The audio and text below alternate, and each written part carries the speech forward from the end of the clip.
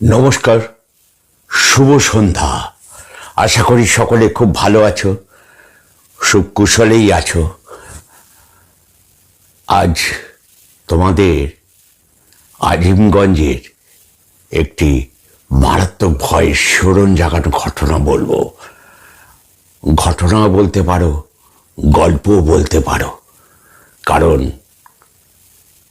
এই ঘটনাটা যে বলছে ওনার নাম সুকমল বিশ্বাস। সুকমল বিশ্বাস, আমি যখন মালদায় চাকরি করতাম, রিটায়ার্ডের পর কিছুদিন একটা টেক্সটাইল মিলে কাজ করতাম। সেই মিলেরই আমারই আন্ডারে কাজ করত সুকমল। সেই থেকে ওর সঙ্গে পরিচয়। তারপর আমি কাজ ছেড়ে চলে আসি বাড়িতে করোনার আগে। তারপর থেকে প্রায় ফোনে কথা হতো, এ হতো। হঠাৎ ও একদিন ফোন করলো আমাকে। আমার ফোন নম্বর ওর কাছে ছিল, যে আমার বোনের বিয়ে, নরেন্দা তুমি আসবে? আমি বললাম, তোর বাড়ি তো সেই আজিমগঞ্জে, নেমে অনেকটা যেতে হয়। বলছে যে হ্যাঁ, আমার বাড়ি আজিমগঞ্জ। আজিমগঞ্জ থেকে তুমি একটা ভ্যান রিক্সা ওইদিকে যায় আমাদের বাড়ির কাছে, এমনি টোটো যায়, অটোটা যায় না ওইদিকে গ্রামটার মধ্যে। তা ভ্যান রিক্সা যারা যায়, 8-10টা ভ্যান রিক্সা, সবাই বিশ্বাস বাড়ি বললে সবাই বলে দেবে। তা টোটোওয়ালারাও 4-5টা টোটোওয়ালা আমাদের বাড়ির অ্যাড্রেসও জানে, বিশ্বাস বাড়ি। আমরা 2 ভাই 1 বোন, বাবা মা। আমাদের পাটের চাষ আছে, তারপর ধানি জমি আছে, একটা রাইস মিল আছে ছেলেটির। কারণ ওই রাইস মিলটা ওর একটা ছোটখাটো, ওর আর ওর কাকাদের দুজনে ওর বাবার সঙ্গে শেয়ারে আছে। তো বললো, তুমি এসো না, খুব আনন্দ হবে। অনেক দিন দেখা সাক্ষাৎ নেই, চাকরি ছেড়ে দেওয়ার পর বাই ফোনেই তো কথা হয়। আমি বললাম, আমি চেষ্টা করব তোর বাড়িতে যাওয়ার জন্য। আর আমি করোনার পর এখন স্বভাবত কোথাও বেরোই না। বললো চেষ্টা করো।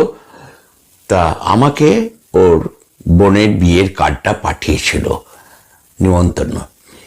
তা যথারীতি ও সেদিনকে ডিউটি করে আজিমগঞ্জে ফিরবে। যখন মালদার স্টেশনে এসছে, তখন বাজে রাত্রি 7:30। 7টার সময় ও ডিউটি কমপ্লিট করে ও টানা 15 দিনে ছুটি নিয়েছে বাড়িতে আসবে বলে, বোনের বিয়ে। তা মালিক ছুটি দিয়েছে 15 দিন। কারণ ও একটা কাঁধের ব্যাগ, তার মধ্যে কিছু জামা কাপড়, টাকা পয়সা ভেতরে প্যান্টের পকেটে ঢুকিয়ে নিয়েছে। ঢুকিয়ে নিয়ে, সেদিনকে শীত ছিল, এই মাঘ মাসের শীতের রাতের কথা বলছি। সেদিনকে ভালোই ঠান্ডা পড়েছিল, সরস্বতী পুজোর কিছুদিন আগেকার ঘটনা। এখন ও নিউ আলিপুর শিয়ালদার ট্রেনের টিকিটটা কেটেছে। রাত্রি 8:15-তে মালদার স্টেশনে এসে দাঁড়ায়। 2-4 মিনিট দাঁড়ায়, তারপরে ছেড়ে দেয়। তা বলছে আমাকে, সুকমল বলছে, নরেন্দা, আমি 8:15 গাড়িটা ঠিক সঠিক টাইমে পেয়ে গেছিলাম। কারণ এসে আমি টিকিটটা কেটে নিয়েছিলাম স্লিপারে। ও স্লিপারেই যাতায়াত করে, টিকিট কেটে নিয়েছে। ট্রেনটা মোটামুটি ফাঁকাই ছিল, শীতের রাত, ভালোই ঠান্ডা পড়ছিল। মাথায় টুপি, হনুমান টুপির মতো, গায়ে একটা চাদর, জ্যাকেটের ওপর গায়ে চাদর। আর মালদায় খুব ঠান্ডাও পড়ে। ট্রেনে উঠে একটা দিকে জানলা ফানলা সব বন্ধ, একটা সিটে গিয়ে বসে ব্যাগটা মাথায় দিয়ে শুয়ে পড়েছি। আমি পাশে যখন শুই, তখন একজন পাশের একটি প্যাসেঞ্জারকে বলেছিলাম, আজিমগঞ্জ আসার আগে আমাকে একটু ডেকে দেবে যদি ঘুমিয়ে পড়ি। তা পাশের ভদ্রলোক অনেকক্ষণ হয়ে গেছে ডাকছে না দেখে ওর ঘুমটা হড়মড়িয়ে উঠিয়েছে। সুকমল, কি হয়েছে? গাড়িটা দাঁড়িয়ে আছে। কোথায় দাঁড়িয়ে আছে? এখানে দাঁড়িয়ে আছে। কিসের জন্য দাঁড়িয়ে আছে কেউ কিছু বলতে পারছে না। একজন চালা পাশ দিয়ে গেল, বলল সামনে ওয়াগান পড়ে গেছে, ওয়াগানটা ডিলিট হয়ে গেছে, সেই জন্য ট্রেনটা দাঁড়িয়ে গেছে। ওই লাইনে হামেশাই নাকি ওয়াগানে যাতায়াত বেশি হয়, তো ওয়াগান ডিলিট হয়ে যায়, লাইনচ্যুত হয়ে যায়। আবার আবার ট্রেন লিফটার ফিফটার আসে, ট্রেন ফ্রেন আসে, চাকা গাড়ি ইঞ্জিন সরায়, ইঞ্জিন লাইনে তুলে আবার ট্রেন চালু হয়। এবার তো বসে বসে এবার ঘুমটা ভেঙে গেছে ওর, সুকমলে। ও বলছে আমি যখন আজিমগঞ্জে এসে পৌঁছলাম তখন রাত্রি 1:05, যেখানে 11:20-25 মধ্যে আজিমগঞ্জ ঢোকার কথা, রাত্রি 1:05। বলছে আজিমগঞ্জে নেমেছি, জনা 2-3 লোক নেমেছে ওই পুরো নিউ আলিপুর আর শিয়ালদার এক্সপ্রেসটায়। 2-3 জন লোক যে যার দিকে হেঁটে চলে গেল। আমি ট্রেন থেকে নেবে ঠকঠক করে কাঁপছি, ভালোই ঠান্ডা, আর তার মধ্যে টিপ টিপ টিপ টিপ করে বৃষ্টি হচ্ছে। এই মাঘ মাসের শীতে বৃষ্টি, বুঝতে পারছে কি ঠান্ডা। মাথায় হনুমান টুপির চাদর, আর তখন ব্যাগের ভেতরে ছাতাটা একদম নিচে ভেতরে রাখা, তার উপরে জামা কাপড়। আর ছুটে আমি, সুকুমার বলছে, আমি ছুটে ওয়েটিং রুমে চলে গেছি। ওয়েটিং রুমে গিয়ে দেখি একটা লোক বসেছিল, মাথা নিচু করে এরকম করে পা দুটো বেঞ্চের ওপর তুলে, মানে মাথা নিচু করে ঘুমোচ্ছিল। সে আমাকে দেখে হুড়মুড় করে উঠে ও ঘর থেকে বেরিয়ে গেছে। লোকটা পাগল ঠাগল কিনা বুঝতেও পারলো না, কে আমাকে দেখেই বা বেরিয়ে গেল কেন। সুকুমার একা এবার ওইখানে বসে আছে। এবার ঠিক ওয়েটিং রুমের সাথেই হচ্ছে টিকিট কাউন্টার। পাশে স্টেশন মাস্টারের কাছে উঠে দেখা করতে যাবে, জিজ্ঞেস করবে যে বাইরে কোনো অটো টোটো বা ভ্যান রিক্সা পাওয়া যাবে কিনা। এমন সময় স্টেশন মাস্টার দেখছে নিজের ঘরটায় তালা মারছে, কারণ স্টেশন মাস্টার কোয়ার্টারে যাবে, তার পেছনেই কোয়ার্টার, মানে সিঁড়ি দিয়ে নেমে গিয়েই রাস্তাটার ওপারেই কোয়ার্টারটা, প্ল্যাটফর্মে। সে কি হলো, কিছু বলবেন? স্টেশন মাস্টার সুকমলকে জিজ্ঞেস করেছে। বলছে না, কিছু বলবো না, বলছি যে আপনি কি বন্ধ করে দিচ্ছেন? বললে হ্যাঁ, বাড়ি যাবো তো, আবার ভোর 4টের সময় আসবো। এখন তার কোনো ট্রেন নেই, ট্রেন চলে গেছে। আর ও থাকবে আমাদের যে ওই লাইনের ফ্ল্যাগ দেখায়, ওর নাইট ডিউটি আছে, ও থাকবে মাঝে মাঝে। ও রাতে যদি ওয়াগান টোয়াগান পাস হয়, ও ফ্ল্যাগ নাড়িয়ে লাইনটা সিগন্যাল দিয়ে দেবে। আর এমনি কোনো কিছু দরকার হলে আমাকে ও ডাক দিয়ে দেয় কোয়ার্টারে। যথারীতি স্টেশন মাস্টার চলে গেল। বললো আপনি যাবেন কোথায়? তার মধ্যে আবার জিজ্ঞেস করলো। বললো আমি আজিমগঞ্জ থেকে ওই নেবে বিশ্বাস বাড়ি যাবো। বলছে ও তো প্রায় 4-5 কিলোমিটার। বলছে যে হ্যাঁ, এত রাতে যাবেন কি করে? বলছে যে তাই তো ভাবছি, রাতও অনেক হলো, টিপ টিপ করে বৃষ্টি হচ্ছে, শীতের রাত, যে একটাও তো লোকজন নেই। দেখুন যদি ওয়েটিং রুমে বসে রাতটা কাটাতে পারেন, আর ওই যে আমাদের যে লাইনে ফ্ল্যাগ দেখায় ওই কুলিটা আছে, ও থাকলে ওর সঙ্গে গল্প করে কাটিয়ে দেবেন। আর বাইরে সব দোকানপাটও তো শীতের রাতে বন্ধ হয়ে গেছে, চা ফা যে খাবেন দিয়ে। এইভাবে কষ্ট করে রাতটা কাটিয়ে দিন, আর কি করবেন বলুন? অনেকটা রাস্তা, 4-5 কিলোমিটার। বলছে কে থাকে? বললো ওইটা আমার বাড়ি, ওইখানে বিশ্বাস বাড়ি। আমার বোনের বিয়ে, আমি তাই মালদায় চাকরি করি, আমি ফিরছি, বাড়ি যাব। বললে বললো বাড়িতে জানে আজকে আপনি ফিরবেন? বললো না, আমি বাড়িতে জানাইনি, আমার মোবাইলে চার্জটাও নেই, ব্যাটারি শেষ হয়ে গেছে। এত রাত্রি। যথারীতি মাস্টারমশাই ওকে বলেছি যে এরকম, তুমি কি বাড়ির নাম্বারে ফোন করবে আমার নাম্বার থেকে? ওকে সুকুমারকে জিজ্ঞেস করেছি। বললে হ্যাঁ দিন। ও এবার ফোন করেছে। যখন ফোন করেছে তখন বাজে রাত্রি 1:30। রিং একটাতে সুইচ অফ, একটাতে রিং হয়ে কেটে গেল। অত রাত্রে সবাই ঘুমিয়ে পড়েছে, বিয়ের আর 4-5 দিন বাকি। খাটাখাটনি বাড়ির লোকেরা করেছে, হয়তো ঘুমিয়ে পড়েছে। এত রাত্রে তো জানেও না আমি আর ফিরবো কিনা। আমি তো সারপ্রাইজ দেবো বলে চলে এসেছিলাম। যথারীতি ফোন আর কেউ ধরলো না, ও ওয়েটিং রুমে খানিকক্ষণ বসে রইল। এবার স্টেশন মাস্টার তো যথারীতি বললো, তাহলে আপনি বসুন, আমি আসি। স্টেশন মাস্টার হাঁটতে হাঁটতে চলে গেল, পাতায় ছাতাটা নিয়ে, নিজের একটা ছাতা নিয়ে চলে গেল নিজের কোয়ার্টারে। হঠাৎ মিনিট 15 বাদে ওয়েটিং রুমে একটা চাদর ঢাকা দিয়ে এরকম শীতে কাঁপছে, বললো, বাবু আপনি বিশ্বাস বাড়ি যাবেন? ও মাথাটা নিচু করে এরকম করে সুকুমার বসেছিল ওয়েটিং রুমে, একটু ঘুম ঘুম আসছিল। বলে হ্যাঁ, বললো হ্যাঁ আমি বিশ্বাস বাড়ি যাবো, আমি তো বিশ্বাস বাড়ির ছেলে। বললো ও বাবু, আমাকে তো স্টেশন মাস্টার বললো আপনি বসে আছেন, আমিও বাড়ি যাবো, বিশ্বাস বাড়ির ওই দিকেই আমার বাড়ি, আপনাদের বাড়ির ওই দিকেই আমার বাড়ি, ওই গ্রামে। তো চলুন যাওয়ার সময় তাহলে পৌঁছে দেবো। আমি অনেকক্ষণ ভাড়াও পাইনি, রাতে বসেছিলাম, তো ভাবছি শুধু হাতে চলে যাবো, 1 পয়সাও রাতে ইনকাম হয়নি। এই কথায় কথায় গলাটা কিরকম ভারী ভারী। ভ্যান চালক বললো, আপনি কি ভ্যান চালান? বললো হ্যাঁ আমি ভ্যান চালাই। এবার ভ্যানে গিয়ে যখন উঠে বসেছে, তখন দেখছে ওই ভ্যানে ঠিক যেদিকে বসেছে তার উল্টো পাশে বসে আছে আরেকটি চাদর ঢাকা দিয়ে আরেকটি লোক। এবার ভ্যানওয়ালাকে জিজ্ঞেস করেছে, তোমার নাম কি? ভ্যানওয়ালা বলেছে, আমার নাম আতাউল্লাহ। আতাউল্লাহ বলছে যে হ্যাঁ, আমাকে আতাউল্লাহ বলেই ডাকে অনেকে, আমার ওই গ্রামেই বাড়ি,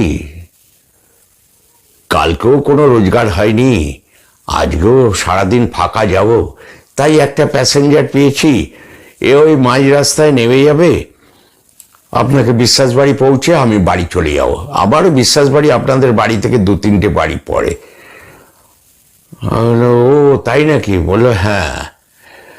যাই হোক, এবার ভ্যানটা মাটির রাস্তা দিয়ে, প্রথমে পিচের রাস্তা দিয়ে যাচ্ছিল, চালাতে চালাতে খুব শীতও করছে, আর পাশের লোকটা মাথা ঢাকা দিয়ে ঘোমটার মতো করে বসে আছে। ভ্যানটা চলতে চলতে চলতে চলতে পিচের রাস্তা শেষ করে মাটির রাস্তায় উঠে, ধান ক্ষেতের পাশ দিয়ে মাটির রাস্তা, চওড়া মাটির রাস্তা, ওই রাস্তা দিয়ে যেতে হয় গ্রামের দিকে। ভ্যান চালিয়ে চলেছে, হঠাৎ যেতে যেতে ও বলল, একটু বসেন আপনারা। বলার পর ওই ধান ক্ষেতের নিচে নেমে গেল আতাউল্লাহ, ভ্যান চালক। নেমে যেতে এবার এরা দুজন বসে আছে, পাশের লোকটাকে জিজ্ঞেস করছে, আপনি যাবেন কোথায়? এই মাথা এইভাবে নাড়ল, কোনো কথা বললো না। তারপর অনেকক্ষণ বসে আছে, আসছে না দেখে পাও ব্যথা হয়ে গেছে, অতক্ষণ ট্রেনের মধ্যে বসেছিল, টানটানা শুয়েছিল। তা ভ্যান থেকে নেমে একটু পায়চারি করছে, আর ওই আতাউল্লাহ ধান খেতে নিচটায় নামলো, এতক্ষণ আসছে না দেখে মিনিট 20-25 হয়ে গেছে। এবার ওই হাঁটতে হাঁটতে ধান খেতের দিক দিয়ে ওই পাড় দিয়ে যাচ্ছে, হঠাৎ দেখছে দূরে একটা বডি পড়ে আছে, একটা লুঙ্গি পরা, গায়ে চাদর ঢাকা, আর রক্তে ভেসে যাচ্ছে গলাটা। তাকিয়ে সামনে গিয়ে দেখছে, আরে যে আমাকে ভ্যান চালিয়ে নিয়ে আসছিল সেই লোকটাই না, বাবা এখানে মার্ডার হয়ে গেছে। ওই দেখে সুকুমার বলছে, আমি ওই অবস্থায় দেখে ওই রাস্তা দিয়ে, মাটির রাস্তা দিয়ে দৌড়তে আরম্ভ করেছি, আর ওই ধান খেতে ভেতর থেকে কতগুলো কুকুরের চিৎকার, সে মনে হচ্ছে তেড়ে আসছে কুকুরগুলো। এবার ঠিক ওই রাস্তা দিয়ে, ধান ক্ষেতের ওই মাঠের রাস্তা দিয়ে যখন দৌড়চ্ছি, তখন দেখছে ওই চাদর মুড়ি দেওয়া লোকটা ওই সাইড দিয়ে হেঁটে হেঁটে আসছে ওই দিকে। বলছে আপনি, ওই লোকটাকে দেখে ও একটু মনটা একটু হয়েছে, ঠিক হয়েছে যে একটা লোক তো পেয়েছি সামনে। তখন বলছে যে আপনি ওই একই চাদর, বলছে আপনি ভ্যানটাই ছিলেন না বসে? বলছে হ্যাঁ। ওই হ্যাঁ কথাটাই প্রথম শুনলো, আর গলাটা, হ্যাঁ কথার গলাটা যেন খুব চেনা চেনা লাগলো। বলছে গলাটা খুব চেনা চেনা লাগলো না? মনে মনে ভাবছে ও, সুকুমার ভাবছে। তারপর বলছে, সুকুমার বলছে আমি ওই লোকটাকে বলেছি আপনি মুখটা এইভাবে ঢাকা দিয়ে রেখেছেন কেন, মুখটা একবার দেখতে দিন না, চলুন আমিও বিশ্বাস বাড়ির দিকে যাব। বললো আমি এই ধান খেতে এখানে দিয়ে নেমে যাবো, এই সামনে বাড়ি। যেই মাথাটা খুলেছে ঢাকনাটা, দেখছে যে আমাকে ভ্যান চালিয়ে নিয়ে এলো সেই লোকটা। আমার তখন মুখের কথা আওড়াতে আওড়াতে সুকুমার বলছে আমি ওই রাস্তা অজ্ঞান হয়ে পড়ে গেছি। আর গ্রামের লোকেরা সবাই, ওই বাড়ির বিশ্বাস বাড়ি আশেপাশের লোকেরা সবাই ওই দিক দিয়ে আসা যাওয়া করে ভোরে, কেউ বাজারের দিকে যায়, কেউ হাটের দিকে যায়। আমাকে দেখে রাস্তা অজ্ঞানে পড়ে থাকতে দেখে সবাই চিনতে পেরে আমাকে একটি টোটোতে তুলে আমাকে বাড়িতে নিয়ে গেছে। যখন জ্ঞান ফেরে আমার, বাড়িতে খাটে শুয়ে আছি, দেখছি চারপাশে আমার বন্ধু বান্ধব লোকজন, মাথায় চোখে জল দিয়ে দিচ্ছে আমার মা। সবাই জিজ্ঞেস করছে কি হয়েছে। তখন বলছে এখানে রাত্রিবেলায়, এখানে তোমাদের এখানে আতাউল্লাহ বলে কোনো ভ্যান চালক আছে? বলছে হ্যাঁ, এই 5-6খানা বাড়ি পরে ওই টালির চালের বাড়িটা। ও তো আজ দিন 10 হয়েছে আতাউল্লাহ মারা গেছে। মারা গেছে? কি করে মারা গেছে? কে জানি ওকে ধান খেতে গলার নলি কেটে রেখে ফেলে রেখে চলে গেছিল। ও তখন ওর মায়ের হাতটা শক্ত করে ধরেছে। সে মা, আমাকে যে নিয়ে এসছিল স্টেশন থেকে, ওই আতাউল্লাহ নাম, ওই ধান ক্ষেতের কাছে বলল আমি একটু বড় বাইরে করে আসছি বলে, ও সে গেছে তো গেছেই, আসছে না দেখে আমি ভ্যান রিক্সা থেকে নেমে পায়চারি করতে করতে ধান ক্ষেতের দিকে পাড় দিয়ে হেঁটে হেঁটে যাচ্ছি, রাস্তা দিয়ে দেখছি ধান খেতে পড়ে আছে তার বডিটা। তার পরক্ষণেই দেখি ওই লোকটা আমার সামনাসামনি। সুকুমার বলছে আমি যা জিনিস দেখেছি নরেন্দা, আপনি তো এত ভয়ের গল্প বলেন, এত ভয়ের ঘটনা বলেন, এই যে রাত্রিবেলা আমি ঘটনাটা দেখেছিলাম, তারপর আমার বোনের বিয়ে ঠিক 2 দিন আগে পর্যন্ত আমি জ্বরে ভুগেছি বাড়িতে। ডাক্তার আজমগঞ্জের ডাক্তার দেখিয়ে জ্বর সারে, তারপর ওইখানে এক ফকিরের কাছ থেকে মা নিয়ে গিয়ে আমাকে ঝাড়িয়ে আনে। পুরো সেই রাত্রিবেলার কথা আমি আপনাকে বললাম। আপনি তো এলেন না, বোনের বিয়েতে অপেক্ষা করেছিলাম আপনাকে এলে কথাগুলো বলবো, আপনার গল্পগুলো শুনি, হরর স্টোরিগুলো শুনি, ভালো লাগে। আমার এই ঘটনাটা পারলে বলবেন। আপনি একদিন সময় করলে আমার বাড়িতে আসবেন, অনেক কথা হবে। আমি ছুটি নিয়ে যখন এখানে বাড়িতে আসব তখন আপনাকে বলবো। আমি বললাম বেশ, ভালো থেকো তুমি। ফোনটা ছাড়লাম। তারপর আর কি, ঘটনাটা যদি ভালো লাগে বা গল্প হিসাবেও যদি ভালো লাগে, তবে একটা লাইক দিও। ঘটনার জন্য, সুকোমলের জন্য। শেষ চাক্ষুষ প্রমাণ পেয়েছিল এবং দেখার পর ওই রাস্তায়, মাটির রাস্তায় অজ্ঞানে পড়েছিল সারা রাত্রি। কমেন্টস করতে ভুলো না, খারাপ হোক ভালোই হোক, অতি অবশ্যই